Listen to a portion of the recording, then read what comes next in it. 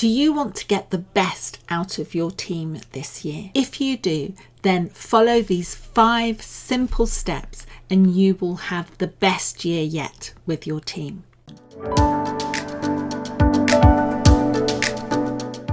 My name's Sonia Gavira and I'm a leadership coach, mentor and business strategist, and I'm here to help you build and sustain the most amazing team that's engaged, that's loyal, that's motivated, and to do so with both ease and fun. Now, if you don't want to miss out on any of my tips, then subscribe to the channel here below and get an alert whenever I post a new video on here.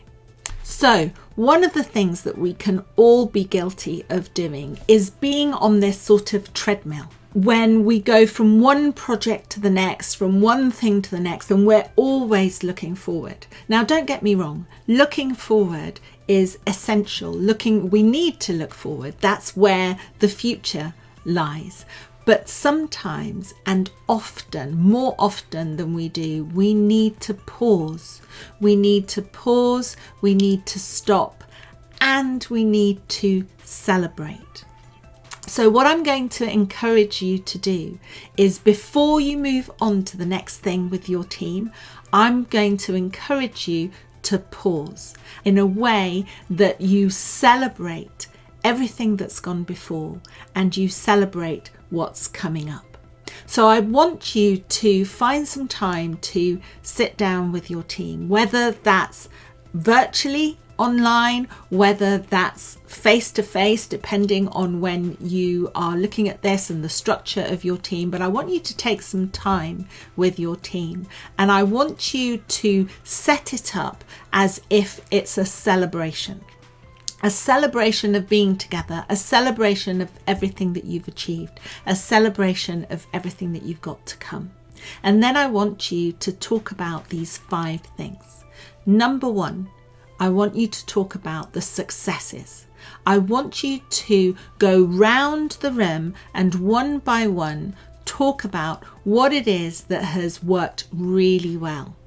What it is that you as an individual and also as a team have had success with. And I want you to make sure that these are not just the big things but also the small things. And what I want you to do is to go around the team at least twice, because the first time you go round, everybody will come up with what's there already top of mind.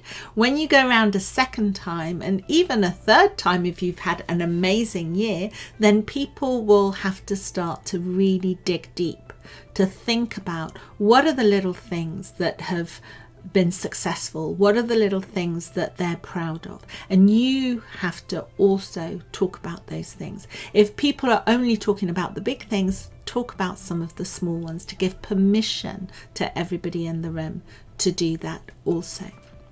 But I don't want this to be just mentioning what it is that went well. What I want you to do is encourage everybody to say what the success was, say what made it a success, and what you have learnt from it, which then means what are you going to take forward. So those are 4 things: what the success was, what made it a success, what did you learn from it, and what are you going to take forward.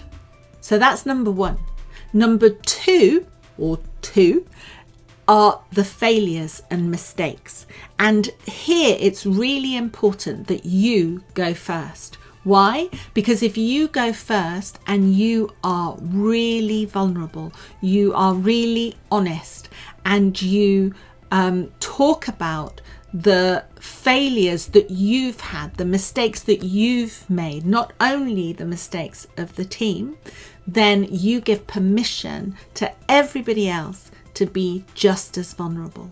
And this is going to mean that you're going to start to generate that trust, that acceptance, that permission to talk about things that go wrong. And that is critical, because the foundation of any team is trust. And this is what you're going to be building. So in the same way, I want you to talk about and go round the room, and I want you to talk about what was it that went wrong, big and small. What was it that contributed to that mistake or to that failure? What did you learn, and what are you going to take forward? So those are the 4 things again. Number 3, and again, you need to go first. I want you to talk about fears. I want you to talk about what it is that you're afraid of. So what am I afraid of? What are we also afraid of collectively? Where do those fears come from? And what can we do collectively to allay those fears? And it may be that first of all, you talk about what your fears are, and everybody then talks about it and goes one by one and says what it is that they're afraid of. Where does that fear come from? And then have a discussion about what you can do collectively about it. And this will allow you to talk about it from an individual personal perspective, but also as a team and collectively. So you're starting to really get to understand things that go beyond the surface. Then number 4, I want you to talk about struggles. So what am I struggling with? What is that struggle stopping me from doing, and who can help? So what am I struggling with?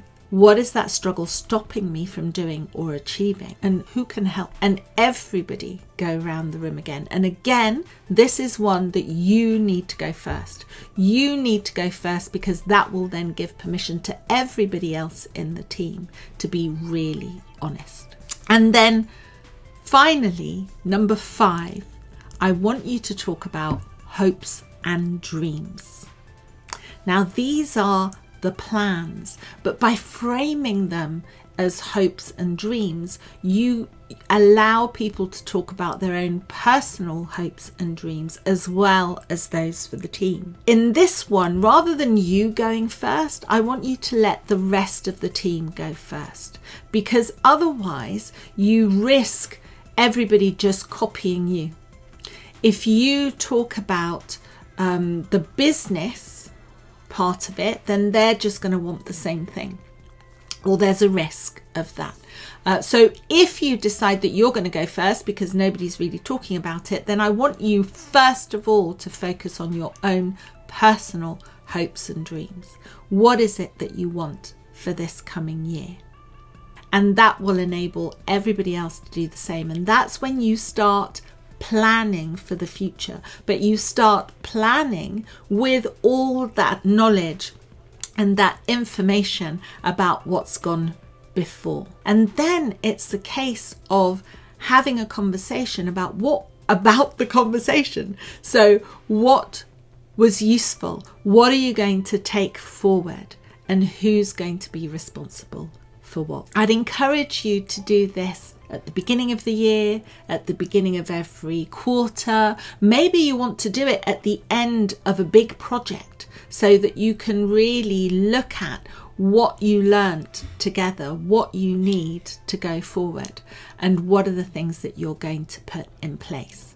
So as I've said, this is not just a process to review a project or review a year even, or a quarter.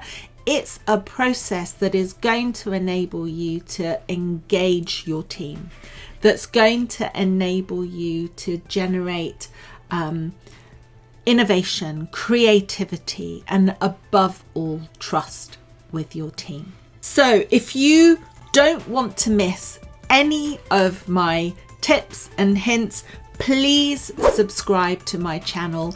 Put a comment about what it is, what's the main question here that you think is going to generate the most response for your team. And if there's anything else that I can help you with, if you have a question for me, please put it down below. I look at all the comments and do my very best to respond.